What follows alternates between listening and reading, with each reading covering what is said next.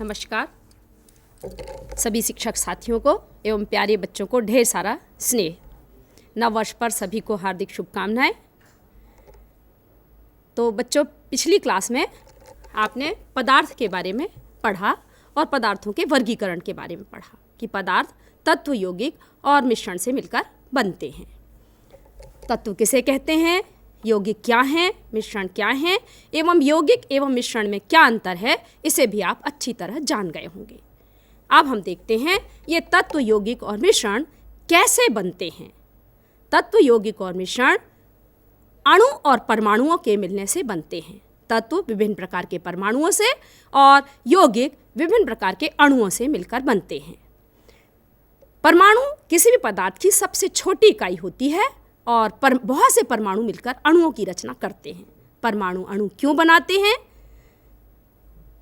परमाणु अणु बनाने के लिए अपना अष्टक पूर्ण करते हैं। यह भी अपनी क्लास में आप अपने शिक्षक साथियों से जान गए होंगे। सबसे पहले हम देखते हैं परमाणुओं की खोज किसने की। परमाणु की खोज डाल्टन नाम के वैज्ञानिक ने की और परमाणु को इंग्लिश में हम एटम कहते हैं, ATOM, जिसमें ए का मतलब होता है नॉट और टर्म का मतलब होता है डिविजिबल, जैसे कि आप स्क्रीन पर देख रहे हैं। ए का मतलब नॉट और टर्म का मीन्स डिविजिबल, मतलब किसी भी पदार्थ का ऐसा कण जो आगे और भागों में ना बांटा जा सके उसे एटम या हिंदी में हम परमाणु कहते हैं। परंतु क्या आज भी परमाणु अविभाज्यशील है और भागों में नहीं बांटा जा सकता? देखते हैं ये परमाणु क्या है और परमाणु किन मौलिक कणों से मिलकर बना है। अणु परमाणु से मिलकर बना है और परमाणु भी क्या विभाज्यशील है या नहीं, आज हम ये जानते हैं शोभा चतुर्वेदी मैडम से, जो व्याख्याता हैं शासकीय महाराणा प्रताप उच्चतर माध्यमिक विद्यालय भोपाल में, और मैं हूँ श्रीमती उर्मिला पाठक। तो आइए शोभा चतुर्वेदी मैडम से जानते हैं कि परमाणु किन मौलिक कणों से मिलकर बना है। तो शोभा चतुर्वेदी मैडम बताइए, क्या परमाणु अविभाज्यशील है? धन्यवाद मैडम। बच्चों, आपसे आज हम बातें करें इससे पहले नववर्ष की शुभकामनाएं, परीक्षा में सफल होने की बहुत बहुत ढेरों शुभकामनाएं। पिछली कक्षा में जैसे कि अभी मैडम ने बताया, आप परमाणु और अणु के बारे में जान चुके। आपने इस शब्द को कई बार अपने अध्याय में पढ़ा होगा, शिक्षकों से कई बार सुना होगा, है ना। तो ये परमाणु है क्या? क्या इसे ही हमने सबसे छोटा कण माना है या ये अविभाज्य है? तो इसके बारे में विस्तृत जानकारी देने आज हम जा रहे हैं और आपको ये बताने जा रहे हैं कि परमाणु सबसे छोटा कण नहीं है, इसमें और भी छोटे छोटे कण मौजूद हैं जिनके बारे में हम आज चर्चा करेंगे। बच्चों, जैसा कि अभी मैडम ने आपको बताया कि परमाणु और अणु में क्या मुख्य अंतर है, आपको पिछली कक्षाओं में भी पता चला होगा कि परमाणु जो है किसी तत्व का सबसे सूक्ष्मतम कण हम बोल रहे हैं, वह सूक्ष्मतम कण जो कि रासायनिक क्रिया में भाग लेता है लेकिन स्वतंत्र अवस्था में नहीं रह सकता। जबकि शोभा मैडम बताएंगे रासायनिक क्रिया में क्यों भाग लेता है परमाणु? रासायनिक क्रिया में इसलिए भाग लेता है बच्चों कि उसकी संरचना में अंतिम कक्षा के इलेक्ट्रॉन पूरी तरह से भरे हुए नहीं होते हैं और उसी जानकारी को कि परमाणु की ऐसी कैसी संरचना होती है कि वह रासायनिक क्रिया में भाग लेता है, इसी के बारे में आज हम अध्ययन करेंगे। और जब परमाणु आपस में जुड़ जाते हैं तो वो अणु का निर्माण करते हैं। कहने का तात्पर्य हुआ कि परमाणु छोटा होता है और अणु बड़ा होता है और अणु रासायनिक क्रिया में भाग नहीं ले सकता लेकिन स्वतंत्र अवस्था में रह सकता है। बच्चों, जैसे कि बताया कि परमाणु और अणु में तो अंतर है और ये परमाणु की खोज कैसे हुई, इसके कौन कौन से कण इसमें मौजूद हैं और इन कणों के बारे में वैज्ञानिकों ने गुणों को जानने का क्या प्रयास किया, इसकी विस्तृत चर्चा आज हम करने जा रहे हैं। और बच्चों, जैसे आप जानते हैं कि ये सारा पदार्थ जो है शुरू में ये माना जाता था कि 5 तत्वों से मिलकर बना हुआ है, जिसके बारे में आप जानते हैं पृथ्वी, जल, वायु, अग्नि, आकाश, है ना। उसके बाद सबसे पहला योगदान रहा हमारे भारतीय मनीषी कणाद का, जिन्होंने कि बताया था कि पदार्थ छोटे छोटे सूक्ष्म कणों से मिलकर बना हुआ है। 19वीं शताब्दी के प्रारंभ में फिर शुरू हुई वैज्ञानिकों की प्रयास की एक कड़ी, जिसमें सबसे पहले जॉन डाल्टन नामक वैज्ञानिक ने बताया कि परमाणु क्या है, अविभाज्य है। उनका ये तथ्य, जैसे कि मैडम ने बताया कि उन्होंने नाम दिया था एटॉम। एटॉम में देखिए कि A means not tom not divisible, मतलब ऐसा कण जो आगे और भागों में विभाजित ना किया जा सके। इस तथ्य को काफ़ी समय तक मान्यता मिली, लेकिन 20वीं शताब्दी के बाद फिर वैज्ञानिकों ने अपने प्रयास शुरू किए और फिर उन्होंने जिन वैज्ञानिकों ने प्रयास किए उसमें थॉमसन वैज्ञानिक, रदरफोर्ड, मैडम क्यूरी और चैडविक, गोल्डस्टीन, ऐसे कई वैज्ञानिकों के नाम आते हैं जिन्होंने ये प्रयास किया कि हम परमाणु के और विस्तृत रचना या जानकारी प्राप्त करें। तो इस जानकारी में उन्होंने जो प्रयोग किए, इसके लिए सबसे पहले उन्होंने एक विसर्जन नलिका ली। बच्चों, ये विसर्जन नलिका आप स्क्रीन पर देखिए।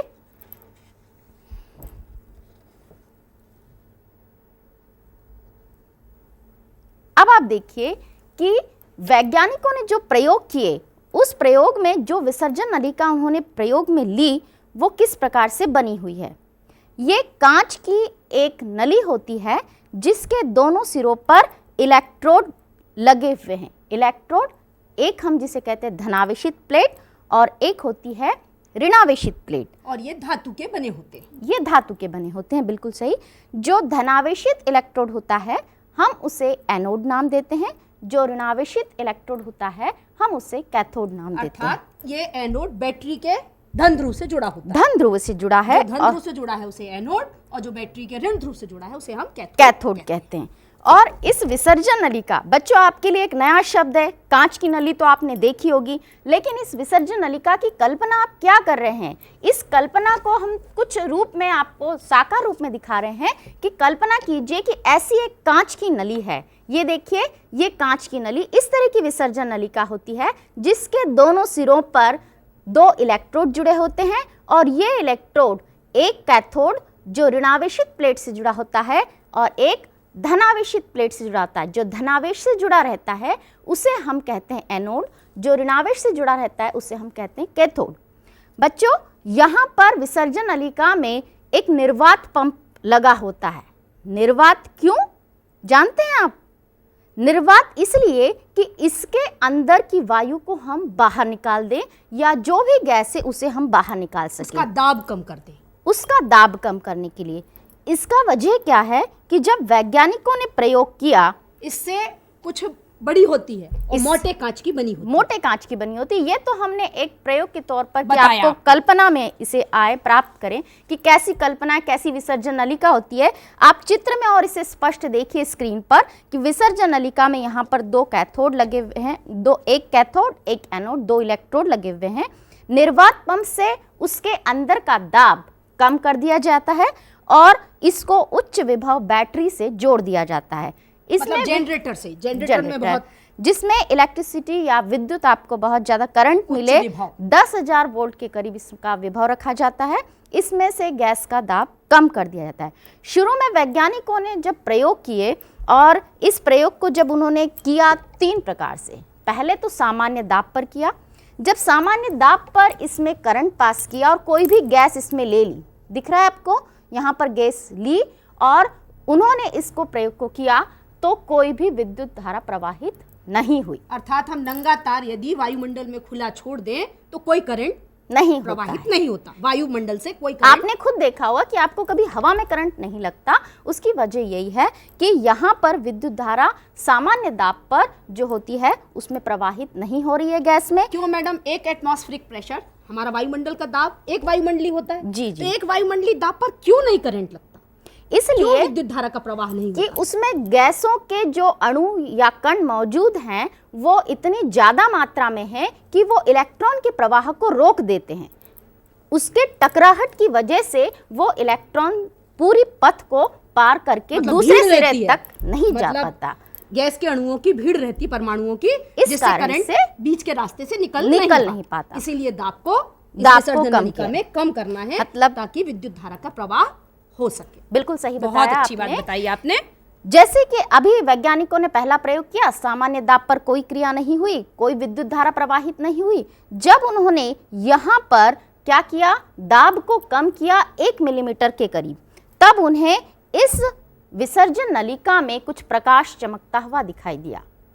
जब उन्होंने इस और कम किया इस दाब को 0.001 मिलीमीटर दाब कर दिया, तो उन्हें एनोड के पास वाले यानी कैथोड से विपरीत दिशा में, देखिए विपरीत दिशा में एक हरी दीप्ति दिखाई दी। अच्छा मैडम, ये दाब जो है वो पारे में नापा जाता है ना? जी हाँ, 0.001 मिलीमीटर पारे HG मरकरी का जो बैरोमीटर होता है उसमें पारा भरा था, उसकी हाइट से हम दाब को माप रहे हैं। तो यहाँ पर एक हरी दीप्ति दिखाई दी वैज्ञानिकों ने, और जब उन्होंने ये देखा कि इस मार्ग में कोई वस्तु रख दी जाती है तो उसका भी प्रतिबिंब बना, तो कहने का मतलब ये हुआ कि कैथोड से कुछ किरणें निकली होंगी या कुछ कण निकले होंगे जो कि कहाँ टकराए, यहाँ पर दूसरे सिरे पर, और उन्होंने हरी दीप्ति उत्पन्न की। वैज्ञानिकों ने इन किरणों को क्या नाम दिया जानते बच्चों?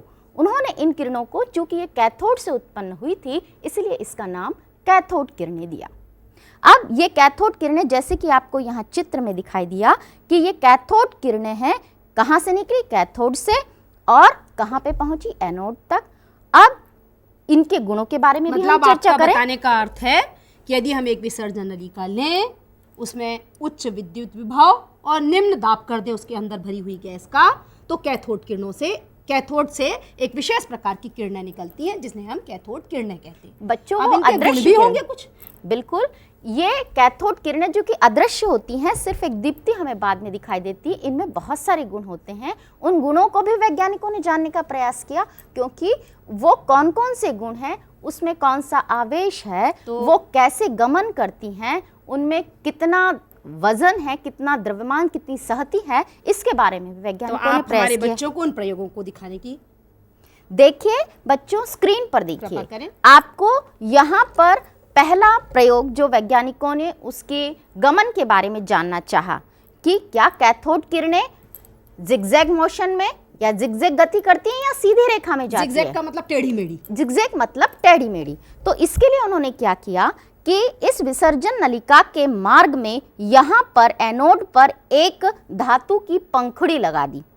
इस पंखुड़ी से जब उन्होंने क्या किया कि कैथोड किरणें निकली कैथोड से, तो यदि वो सीधी रेखा में गमन करती हैं तो निश्चित रूप से उसकी छाया या प्रतिबिंब दूसरे पर्दे पर बनता है। तो ये जो काला काला दिख रहा है, डार्क ब्लैक, हाँ, ये इसका प्रतिबिंब है। ये इसका प्रतिबिंब दिखाई दे रहा है बच्चों। पर्दा लगाया होगा, पर्दा लगाया था, उस पर आपको यहाँ दिखाई दे रहा है कि कैथोड से निकली किरणें, और उन्होंने मार्ग में इस पंखुड़ी के होने के कारण यहाँ पर प्रतिबिंब बनाया। तो वैज्ञानिकों ने इससे किस तथ्य की पुष्टि की कि ये कैथोड किरणें सीधी रेखा में गमन करती है। तो पहला कैथोड किरणों का गुण हुआ कि कैथोड किरणें सरल रेखा में गति करती हैं। ये अपनी कॉपियों में नोट कर लीजिए बच्चों। अभी आपने इसका एक गुण जाना, चलिए हम बात करते दूसरे गुण की भी कि कैथोड किरणें जो हैं वो जब सीधी रेखा में गति करती हैं। क्या मैडम, यदि कोई धातु का हम पहिया रख दें तो क्या ये गति भी करेगा, घूमेगा क्या? कहने का मतलब तो यही हुआ कि जब वो गति करेगा मतलब इन किरणों में कोई गतिज ऊर्जा भी है, और निश्चित रूप से वैज्ञानिकों ने इसे प्रयोग के आधार पर समझाया कि उन्होंने यहाँ देखिए कैथोड विसर्जन नलिका में बीच में एक हल्का पैडल व्हील जिसे कहते हैं, हल्का पहिया रखा, बहुत धातु, मतलब ऐसी धातु जो बहुत हल्की हो। अब यहाँ पर से जब कैथोड किरणें निकली तो उन्होंने उस हल्के पहिए को घूमता हुआ पाया। निश्चित रूप से उन्होंने इससे क्या निष्कर्ष निकाला बच्चों जानते हैं? उन्होंने यही कहा कि कैथोड किरणों में गतिज ऊर्जा होती है जिसके कारण वो यांत्रिक गति करवा देती। किसकी? इस पहिए की। इस पहिए में यंत्र में गतिशीलता आ जाती है, वो घूमने लगता है।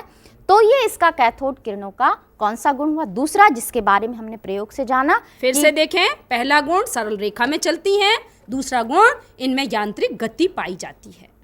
तो बच्चों इस प्रकार हमने ये तो जान लिया कि कैथोड किरणें सीधी रेखा में गमन कर रही हैं।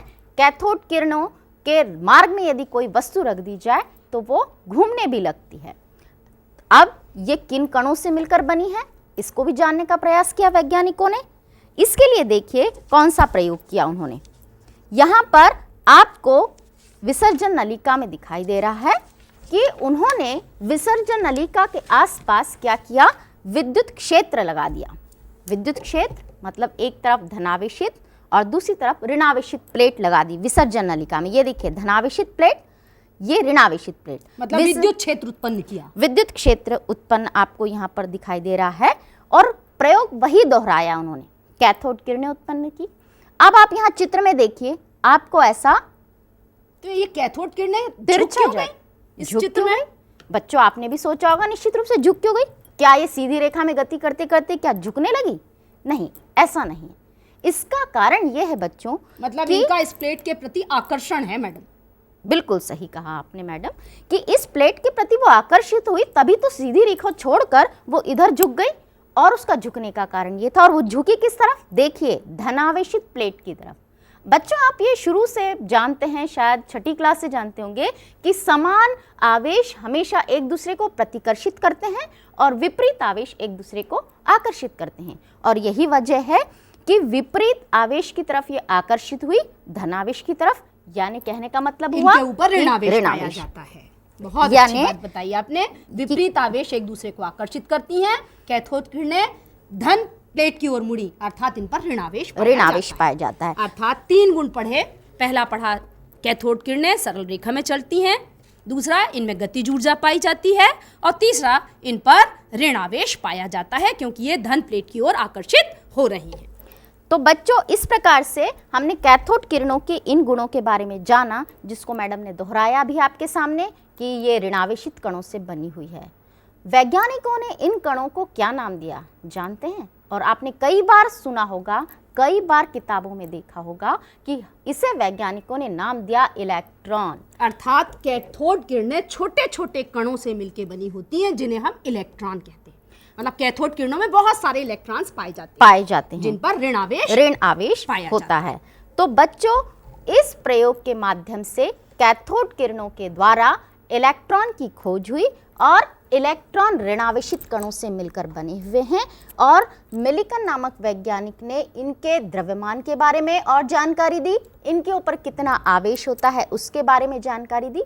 आपको यह आश्चर्य होगा सुनकर कि इलेक्ट्रॉन इतना छोटा कण है कि जहां हम बात करते हैं हाइड्रोजन की, हाइड्रोजन सबसे हल्का तत्व और उसमें उसके द्रव्यमान के, परमाणु के द्रव्यमान का 1837वां भाग, मतलब हाइड्रोजन के परमाणु को 1837 भाग में बांट दे तब तो उसका जो एक भाग होगा 1837 भाग, बिल्कुल सही, कि वो एक इलेक्ट्रॉन का भार होगा, एक इलेक्ट्रॉन के भार के बराबर। यानी हाइड्रोजन का जो भार है परमाणु का, उसका भी हम 1837वां भाग कर दें तो वह भार किसके बराबर होगा? इलेक्ट्रॉन के बराबर होगा। और इसे हम प्रदर्शित करते हैं ई के द्वारा, स्मॉल ई के द्वारा बच्चों, जिसे कि हम अभी आपको बताएंगे उसके पूरे के पूरे कणों को कैसे प्रदर्शित किया जाता है। और इस प्रकार से हमने ये जाना कि कैथोड किरणें इलेक्ट्रॉन से बनी हुई है। तो अब ये तो बच्चों आपको पता चल गया, लेकिन आपने ये भी सोचा होगा कि जब कोई भी गैस यदि विसर्जन नलिका में ले ली जाए, कोई भी धातु का इलेक्ट्रोड ले लिया जाए, हर परिस्थिति में निकलने वाली कैथोड किरणों की प्रवृत्ति या प्रकृति समान होती है। मतलब कोई भी धातु के इलेक्ट्रोड ले लें, कोई एनोड और कैथोड, और कोई भी अंदर विसर्जन नलिका में कोई भी गैस ले ली जाए, प्रत्येक गैस में जब आप इतना उच्च विभव लेते हैं, मतलब हम इस विसर्जन नलिका में वैज्ञानिकों ने इतना उच्च विभव क्यों लिया, ये भी प्रश्न आपके दिमाग में आया होगा कि ऐसा क्यों नहीं कि जब हमने दाब निम्न कर दिया तो विभव भी उच्च लेने की क्या जरूरत है? हाँ, इसको भी निम्न ले लेते हैं मैडम। उसका कारण ये है कि उच्च विभव पर ही गैसों के जो एटम या परमाणु हैं वो टूटेंगे, और यदि उसमें कण मौजूद हैं तभी वो कणों में विभक्त होंगे।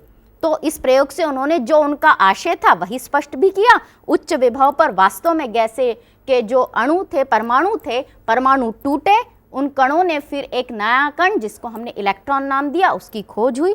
तो इस प्रकार से वैज्ञानिकों ने इन E/m का मतलब जानते हो बच्चों, E यानी उसके ऊपर जो आवेश है वो, और m मतलब सहती, उन दोनों का जब अनुपात निकाला तो हर बार वह समान आया। कहने का मतलब ये हुआ कि इलेक्ट्रॉन मतलब E/m का रेशियो स्थिरांक होता है, स्थिरांक, और वो हर बार एक बराबर आने का कारण यही है कि इलेक्ट्रॉन सभी में मौजूद है, एक सार्वत्रिक रचक है, और इसका जो आवेश होता है वो होता है 1.6026 10 की घात -19 कूलॉम के मतलब बराबर। इस संख्या में हम एक के माइनस बाद 19 शून्य का भाग देंगे। भाग लगाएंगे। 19 -19 का मतलब समझते हैं बच्चों कि यदि हम उसे डिवाइड करते हैं 19 से या भाग लगाते हैं तब वो संख्या हमें प्राप्त होती है। तो यहाँ पर हमने इसके बारे में जाना कि एक कैथोड किरण कौन कौन से गुण प्रदर्शित करती है। एक और प्रश्न कभी आपने सुना है बच्चों, या आपने जाना है कभी? मैडम, कभी चिकित्सा के क्षेत्र में भी शायद इन किरणों का उपयोग किया जाता है। बहुत अच्छी बात याद दिलाई मैडम आपने कि बच्चों कैथोड किरणें जो हैं वो एक और नई किरण भी उत्पन्न करती है जिससे आप वाकिफ हैं या परिचित हैं। जानते हैं वो कौन सी किरणें? एक्स किरणें, एक्स रे।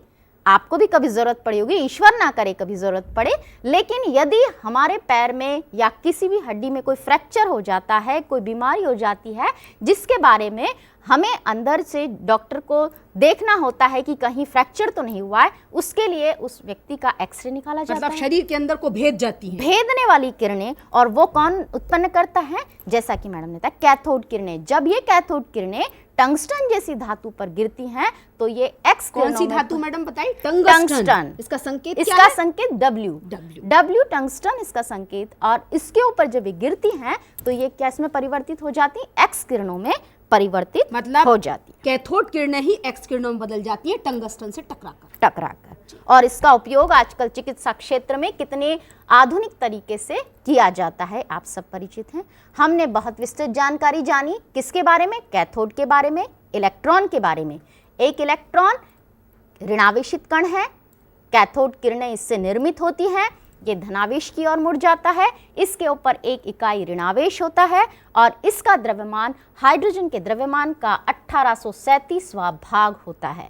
बहुत अच्छी जानकारी हमने इन ऋणावेशित कणों के बारे में प्राप्त की। अब मैडम, परमाणु तो कहते हैं विद्युत उदासीन होता है, आप कह रही हैं इलेक्ट्रॉन, तो ये फिर इस पर ऋण चार्ज होना चाहिए, ये उदासीन कैसा है? आपने बहुत अच्छा प्रश्न किया बच्चों। आपके भी मन में आया होगा निश्चित रूप से कि जब हम बात करते हैं कि परमाणु विद्युत उदासीन होता है, कोई आवेश नहीं होता उसके ऊपर, हम बात करें कि वैज्ञानिकों ने इस तथ्य को खोजा कि कैथोड किरणें इलेक्ट्रॉन से बनी हुई है, नेगेटिवली चार्ज हैं, उनके ऊपर ऋणावेश है। तो जब ऋणावेश की खोज हुई और हम एक तरफ कह रहे वो उदासीन भी है, तो वैज्ञानिकों ने ही ये सोचा कि जब ऋणावेश है तो निश्चित रूप से उसको उदासीन करने के लिए उसमें धनावेश भी मौजूद होगा और उतना ही होगा, ये भी बिल्कुल निश्चित है। आओ बच्चों, हम इससे देखते हैं कि उन्होंने वैज्ञानिकों ने इसको कैसे प्रयोग करके देखा। उसी प्रयोग को उन्होंने दोहराया, मतलब इसके बाद उनके मन में एक दूसरा प्रयोग भी तुरंत आ गया, तुरंत आया कि और इसमें कोई धनावेशित बिल्कुल कण परमाणु के अंदर है। हाँ। और एनोड किरणों को, जिनको हमने कैथोड किरणें नाम दिया था, ऐसे ही एनोड किरणों की खोजी बच्चों, इसमें महत्वपूर्ण योगदान था गोल्डस्टीन नामक वैज्ञानिक का। गोल्डस्टीन ने जो प्रयोग किया वो देखिए यहाँ पर। कैथोड किरणों की खोज कैथोड थॉमसन नामक वैज्ञानिक, और यहाँ पर तो एनोड किरणों की खोज गोल्डस्टीन नामक वैज्ञानिक। अब गोल्डस्टीन ने जो प्रयोग दोहराया उसमें क्या अंतर है देखिए स्क्रीन पर, आपको यहाँ पर मैं बताती हूँ।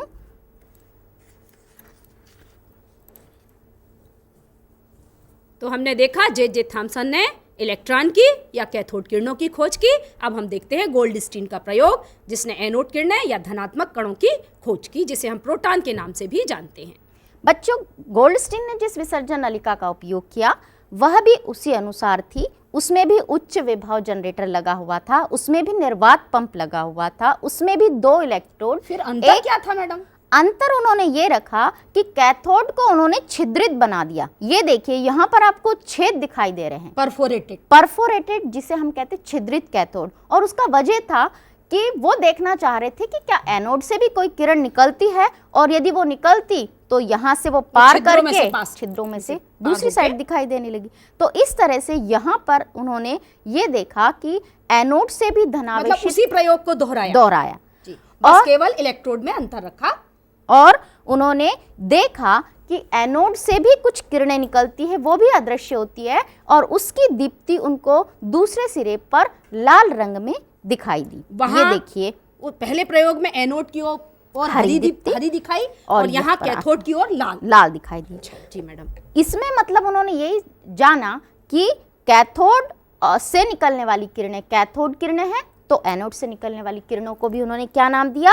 एनोड किरणें। और ये कैथोड की ओर आ रही हैं तो जरूर ये धन आवेशित होंगी, क्योंकि निश्चित रूप आवेश से एक दूसरे को आकर्षित करते हैं। अब यहाँ पर बच्चों आपको ये भी जानना होगा कि जब कैथोड से निकली किरणें कैथोड किरणें और एनोड से निकली एनोड किरणें, कैथोड किरण में बहुत सारे गुण पाए जाते हैं। तो क्या एनोड किरणों में भी किरणों में वही भी गुण पाए- होते हैं जो कैथोड में होते हैं? क्या बहुत ये भी सारे। रेखा में चलती हैं? क्या बिल्कुल। इनमें भी गतिज ऊर्जा पाई जाती है?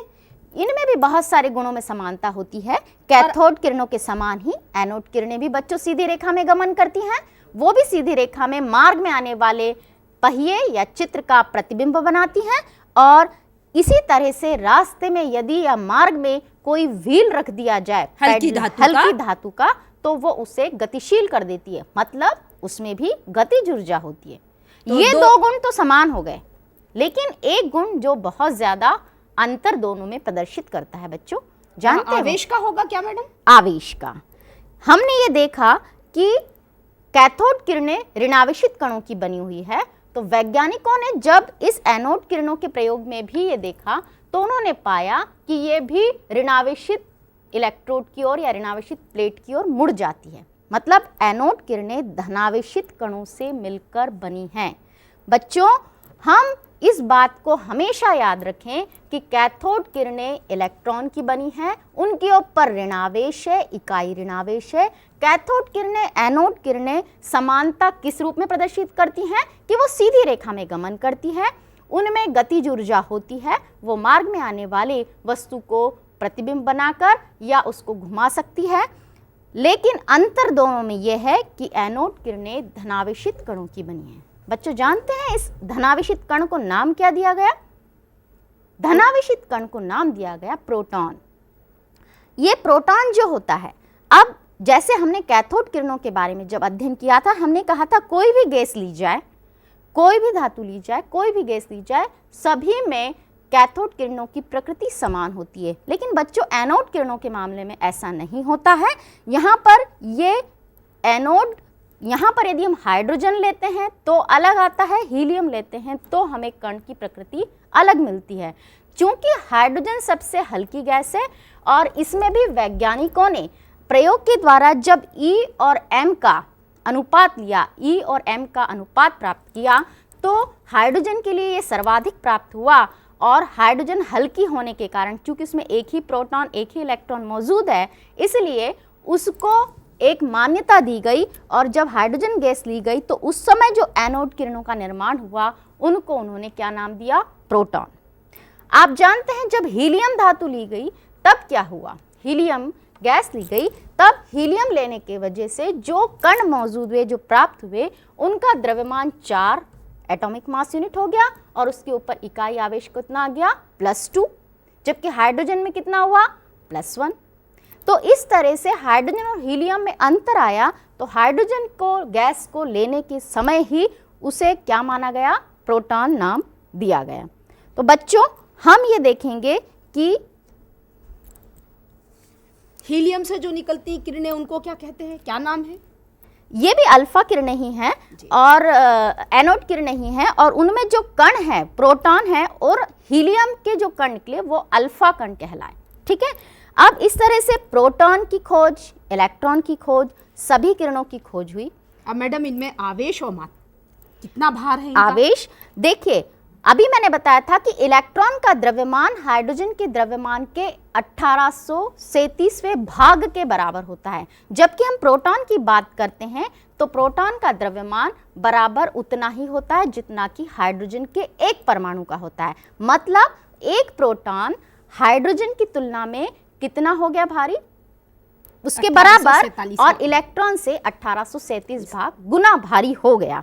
इसके ऊपर आवेश जो होता है वो इकाई ऋणावेश होता है, और धनावेश होता है इकाई ऋणावेश, और प्रोटॉन पे इकाई धनावेश होता है। अब बच्चों, ये तो पता चल गया कि इसमें कण मौजूद हैं, कौन कौन से धनावेशित कण मौजूद है, ऋणावेशित कण मौजूद हैं। लेकिन ये एक परमाणु की संरचना बनाते कैसे हैं, ये परमाणु में मौजूद कैसे होते हैं? तो इसके लिए सर जे थॉमसन थे जिन्होंने ये बताया था कि जो एटम या परमाणु है वो पूरा एक धनावेशित गोला है और उसमें इलेक्ट्रॉन कहीं वितरित हैं। लेकिन रदरफोर्ड ने फिर प्रयोग किया बच्चों, जानते हैं लॉर्ड रदरफोर्ड का प्रयोग कितना मजेदार था। आओ देखें स्क्रीन पर कि उन्होंने क्या ऐसा प्रयोग किया जिसने इस परमाणु संरचना की पूरी सोच में एक परिवर्तन ला दिया। देखते हैं लॉर्ड रदरफोर्ड का ये प्रयोग। देखिए बच्चों इस स्क्रीन पर ये गोला, ये क्या बना है मैडम चित्र में? देखो बच्चों, लॉर्ड रदरफोर्ड ने यहाँ पर क्या लिया, स्वर्ण पत्र, धातु की बहुत पतली शीट ली, लगभग 0.004 सेंटीमीटर की, इतनी पतली शीट ली और उसके ऊपर अल्फा कणों से उन्होंने बौछार की। अब आप जान रहे होंगे अल्फा कण क्या है, इनका द्रव्यमान, अभी मैंने आपको बताया इनका हाँ। द्रव्यमान 4 एटॉमिक मास यूनिट, इनके ऊपर इकाई +2 इकाई आवेश होता है। अभी मैंने आपको बताया उसी तरह से अल्फा कण के ऊपर कौन सा आवेश हो गया बच्चों, धनावेश।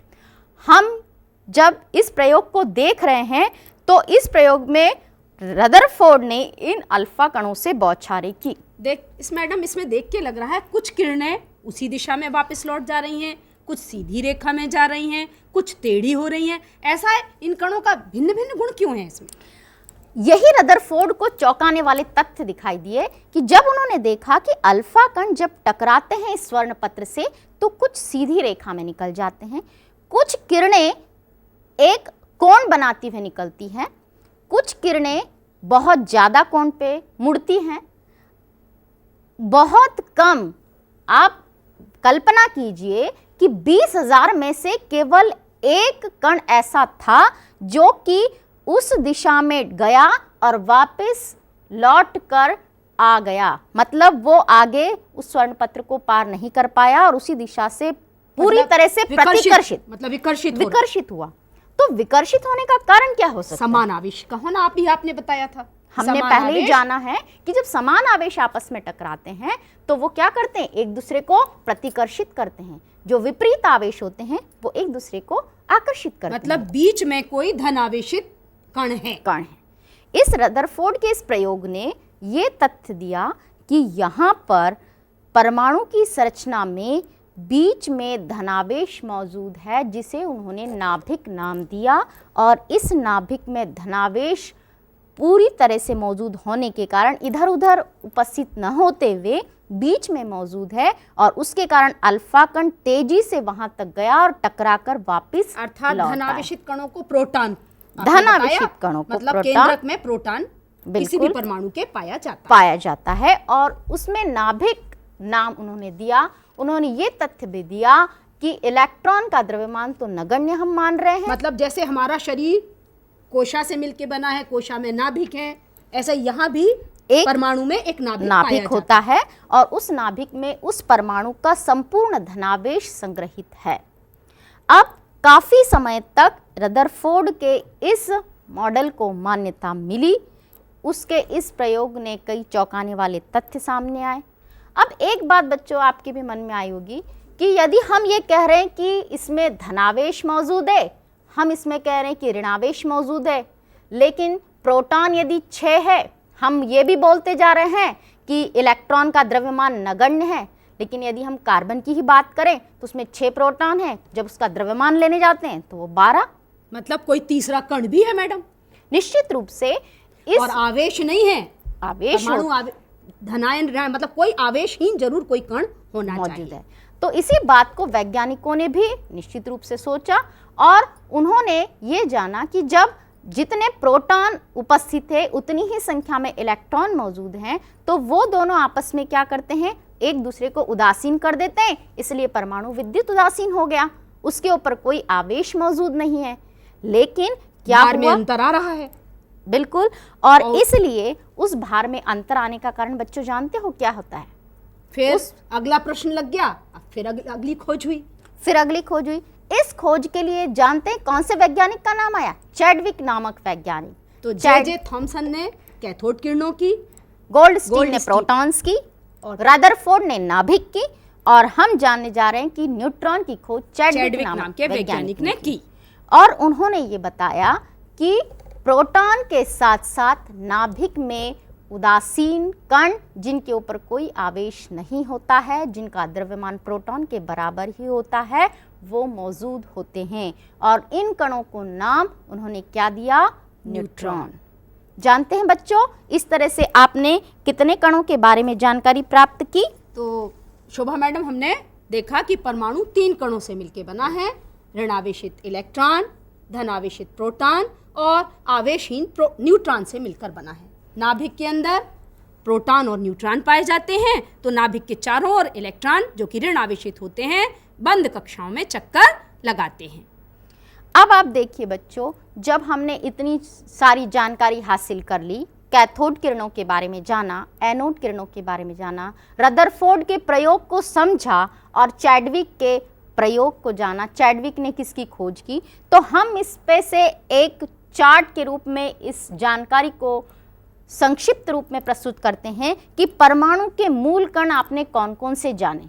यानी अभी तक जो कंसेप्ट था या जो जॉन डाल्टन का सिद्धांत था कि परमाणु अविभाज्य है, उसे पूरी तरह से समाप्त कर दिया गया और फिर ये तथ्य कि परमाणु कई कणों से मिलकर बना हुआ है। इसके अलावा और भी कण हैं। निश्चित रूप से बच्चों, आप आगे की कक्षाओं में इन विस्तृत कणों की जानकारी प्राप्त करेंगे, लेकिन जो आपके स्तर के अभी आपको जानकारी की आवश्यकता है वो आपको उपलब्ध हुई। उसमें आपने जाना कि परमाणु के जो मूलभूत कण हैं वो कौन कौन से हैं। देखिए, इलेक्ट्रॉन,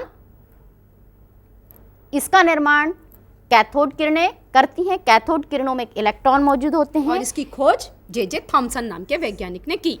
अब देखिए इसका प्रतीक क्या है। ई है, हम स्मॉल ई से इसे प्रदर्शित करते हैं। इसके आवेश को इधर नीचे लेफ्ट साइड पर लिखते हैं -1 और 0 उसका लगभग द्रव्यमान प्रदर्शित कर रहा है। आवेश हमने यहाँ भी अलग से लिखा हुआ है -1। इसका द्रव्यमान कितना होता है? 9.1091 गुणित 10 की घात -28 ग्राम। मतलब हम ग्राम में बात कर रहे हैं बच्चों। हम द्रव्यमान को 2 इकाई में माप रहे हैं। एक जो परमाणु द्रव्यमान मापने की इकाई होती है जिसे हम AMU भी लिखते हैं, AMU या एटॉमिक मास यूनिट, या जिसे हम कहते हैं परमाणु द्रव्यमान इकाई, हम उसकी भी बात कर रहे हैं। और उसी द्रव्यमान को जब हम ग्राम में व्यक्त करते हैं तो वो कितना होगा। तो इलेक्ट्रॉन हम चाहेंगे बच्चों ऐसा चार्ट आप अपनी टेबल पर भी लगा लें, अपने घर पर भी, तो आपको ये इलेक्ट्रॉन, प्रोटॉन और न्यूट्रॉन की जो विस्तृत जानकारी आगे की कक्षाओं में दिक्कत देती है कि आप यही नहीं जान पाते कि उनके ऊपर कितना आवेश है, उनका द्रव्यमान कितना है, और इसके कारण आपको अगली कक्षाओं में कठिनाई आती है। 12th तक बच्चे बेटा कोर्स में हैं, इसलिए बहुत ध्यान से ये बेसिक कंसेप्ट्स क्लियर कर लीजिए, तो आगे आपको पढ़ने में बहुत कठिनाई होगी।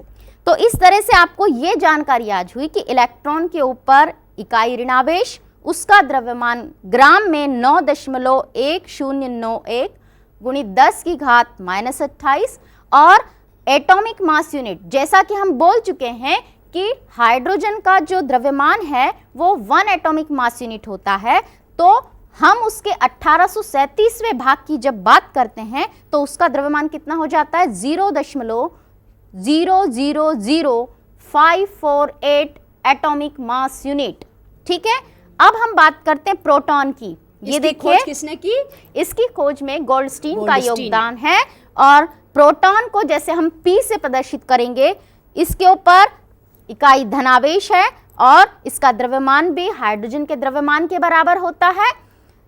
धन +1 आप जो शो कर रहे हैं ये इसके ऊपर आवेश है। इसके द्रव्यमान को जब हम ग्राम में व्यक्त करते हैं बच्चों, तो ये देखिए 1.6725 इंटू 10⁻⁻24, या हिंदी में मैं आपको स्पष्ट बता दूं 1.6725 गुणित 10 की घात -24। और एटॉमिक मास यूनिट में हम पहले ही बोल चुके हैं कि इसका द्रव्यमान 1 एटॉमिक मास यूनिट के बराबर होता है। न्यूट्रॉन जिसकी खोज चैडविक ने की थी, उसके ऊपर कोई आवेश नहीं होता, इसलिए हमने 0 लिखा है। उसका द्रव्यमान 1 प्रोटॉन के बराबर होता है, उदासीन होता है ये। इसका द्रव्यमान उसी तरह से लिखा हुआ है 1.6748 गुणित 10 की घात -24 ग्राम में। और एटॉमिक मास यूनिट में AMU में 1.00893। बच्चों, आज हमने कैथोड किरणें, एनोड किरणें, रदरफोर्ड के प्रयोग और चैडविक की खोज, इनके बारे में चर्चा की। हम जानना चाहेंगे अगली कक्षाओं में कि क्या रदरफोर्ड का मॉडल सही था, क्या उन्होंने जो कंसेप्ट दिया या जो तथ्य प्रस्तुत किए कि बीच में नाभिक है, आसपास इलेक्ट्रॉन चक्कर लगाते रहते हैं, तो क्या वे निरंतर चक्कर लगाते रहेंगे या लगाते लगाते उसमें गिर जाएंगे। आगे की कक्षाओं में हम इसके बारे में विस्तृत चर्चा करेंगे। आज की इस कक्षा के अध्यापन के बारे में आपको यदि कोई समस्या आई, आप निश्चित रूप से हमसे संपर्क कर सकते हैं। आगे के अध्याय के बारे में पढ़ के अपनी कक्षा में आइए। आपके लिए बहुत रुचिपूर्ण जानकारी हम प्रयास करेंगे अच्छे तरीके से दें। आगे की कक्षाओं में आपको कोई कठिनाई ना हो। हम आगे के बारे में बात करेंगे पाठक में। तो प्यारे बच्चों, हमने परमाणु के मौलिक कणों के बारे में जाना, उनकी खोज किसने की, उन पर कितना आवेश पाया जाता है, उनका भार क्या है, आदि महत्वपूर्ण जानकारियाँ इकट्ठी की। अब हम देखेंगे कि ये प्रोटॉन, इलेक्ट्रॉन और न्यूट्रॉन किसी परमाणु में कहाँ पाए जाते हैं।